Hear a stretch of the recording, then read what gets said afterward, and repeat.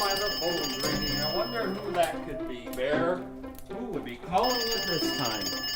Let's see what we got here.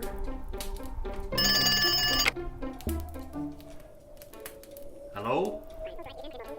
Hello? Can you hear me now? Oh, okay. Yeah, this is Santa. A letter? Oh, yeah, it's right here on my table. I see it. Oh, my goodness. Oh, they thought that? Oh, okay. I'll be sure to read that letter right now. I'd love to go bowling tomorrow. That sounds like fun. All right. You take care. Bye-bye. Somebody wrote a letter. Let's see here. Dear Santa, I saw the antlers on your wall, and I'm concerned because I didn't know that you hunted reindeer.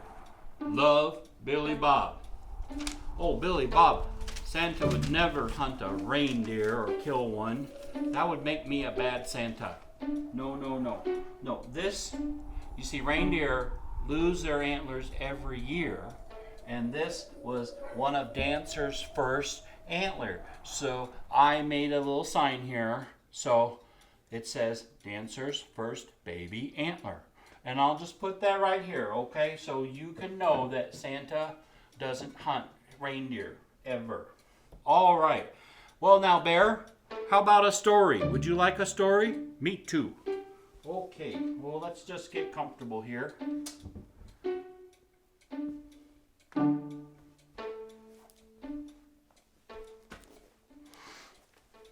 Well, tonight we'll read Chapter 2, The Flyaway Elf.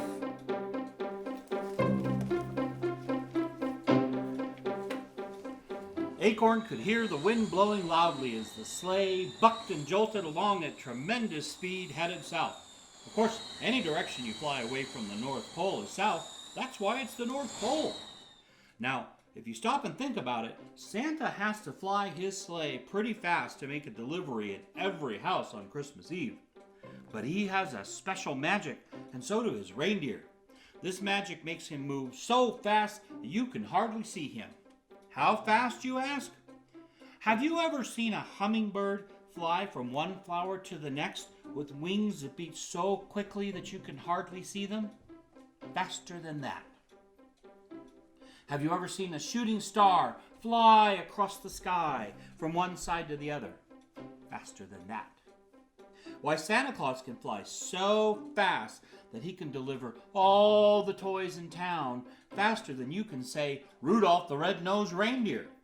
Try imagining it. Close your eyes and picture all the houses in town and then say Rudolph the Red-Nosed Reindeer as fast as you can. That's how fast Santa just delivered all the presents in town. So when you fly around in a sleigh that fast, it gets pretty windy. Acorn could hardly hear himself think over the sound of the wind. But he'd done it. He was flying with Santa on his sleigh all over the world. Now just how was he going to get out of the coal sack? While Acorn was trying to figure this out, Santa was quickly making his way to his first stop. A few minutes later, Acorn felt a thump as the sleigh landed on the first roof of the night. The sack he was hiding in got bumped around a bit as Santa was pulling out the sack for the first delivery. He had to hurry to get out before Santa put him in some naughty boys' or girls' stocking. Then he remembered that he'd thrown his pocket knife in his own sack a few weeks ago. He untied his sack in the dark. It's pitch black inside a coal sack. And he felt around inside the sack until he got a hold of his knife. He pulled it out and popped open the largest blade and then crawled over the pile of coal he'd been sitting on until he was up against the side of the sack. Acorn carefully poked his knife through the sack and started sawing through the side. As Acorn was cutting his way out of the sack, Santa came back and the sleigh took off with a loud whoosh. And before you know it, they landed on the next roof. And Santa was out of the sleigh again. That's a very good thing that there are more good boys and girls than naughty ones in the world, because Santa didn't have to grab his coal sack this time either. Acorn continued frantically sawing away at the sack. He had to get out before Santa came back. He was just crawling out when he heard the loud poof that meant Santa had just popped back up the chimney. Acorn quickly burrowed under the sack so Santa wouldn't see him. Santa hopped back on the sleigh and gave another quick whistle, and off they flew. The sound of the wind was even louder now that Acorn was out of the bag. He could just see the back of Santa's head as he peeked out from behind one of the presents in the back of the sleigh. The sleigh was a clutter of sacks and wrapped presents. Some toys only had a ribbon, while others were decked out with silver and gold paper and giant bows. If he tried hard, he could barely make out the jingling of the bells on the reindeer's harness as they flew along through the starry night. This sure beat painting dollhouses, he thought, as they landed and took off and landed again and again and again. Acorn lost count of how many times Santa stopped before he suddenly took the sleigh straight up into the sky. Huge clouds were lit up all silvery and snowy white against the dark sky. Santa suddenly banked the sleigh hard to the right, a lightning stab out of a cloud in front of them. Toys tilted and jumbled around in the back of the sleigh as they twisted and turned around in the wind. Suddenly the sleigh flipped over and they were flying upside down. Acorn grabbed quickly at a ribbon as he was tipped out of the sleigh. The poor little elf was hanging on for dear life as he was whipped around by the wind. "Santa, help!" he shouted at the top of his voice, but Acorn was just a tiny little fellow, and no matter how hard he tried, he couldn't get Santa to hear him over the wind. Acorn looked down and saw the ocean far below, between the clouds. If he dropped now, he'd really be in trouble. He didn't know how to swim. Let that be a lesson to you. You never know when you might need to know how to swim, so don't give Mom or Dad a fuss when they try to teach you. Santa was dodging clouds and lightning left and right as the sleigh raced through the storm. Acorn hadn't thought about Santa flying through storms. Oh, what had he been thinking, stowing away? Santa was right. He did blow out of the sleigh. Now he was a goner for sure. He just didn't have the strength to climb back up the ribbon against such a strong wind. Then suddenly, Santa took the sleigh into a dive, and the wind was rushing by faster than ever, and they were in free fall.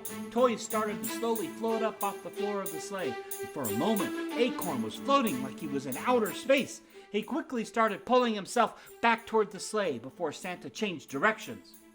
He reached the side of the sleigh just as Santa started pulling out of his dive. The ocean was racing up toward them at a frightening rate when they finally pulled out of their terrifying dive. Santa was laughing out loud. Ho, ho, ho! Hoo-wee! As the reindeer seemed to skip across the top of the waves. He'd done this on purpose. The runners of the sleigh threw up a wall of water to each side as they flew across the Pacific Ocean. This was a side of Santa that Acorn hadn't ever seen. Dolphins splashed up out of the water alongside of the sleigh, and some of them even jumped over the sleigh. Acorn forgot his terror of just moments ago as he watched the beautiful, graceful creatures play under a moonlit sky. The runners of the sleigh created a trail of water that seemed to glow. The magic of Christmas Eve was truly something to see when you were with Santa. "Okay, boys, it looks like we have to get back to work soon. There's another island coming up," Santa shouted over the wind. Acorn looked ahead and saw a mountain seeming to rise up from the water as they drew near. "Hup, hup," Santa bellowed as he pulled back on the reins, and just like that, they were off the water and up in the sky again. Oh, goodness.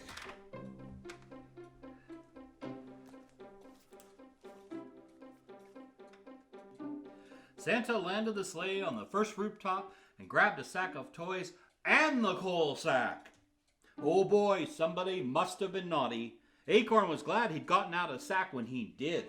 He might have ended up in a stocking on this island. While Santa was out of the sleigh, he found a new place to settle himself in where he could see but not be seen. Elves are pretty good at that.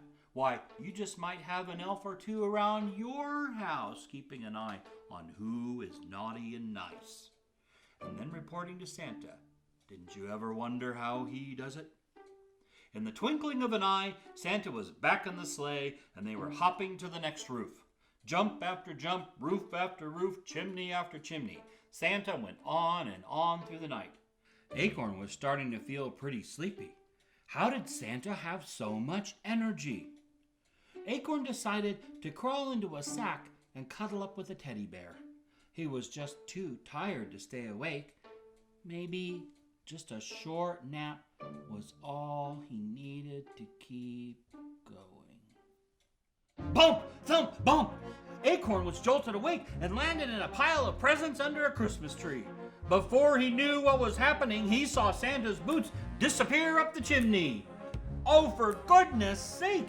He'd been delivered with the presents to somebody's house. He quickly scrambled up the chimney behind Santa, but he was too late. Just as he was crawling out, he heard Santa give a whistle, and the reindeer launched into the sky, leaving Acorn behind. He was stranded.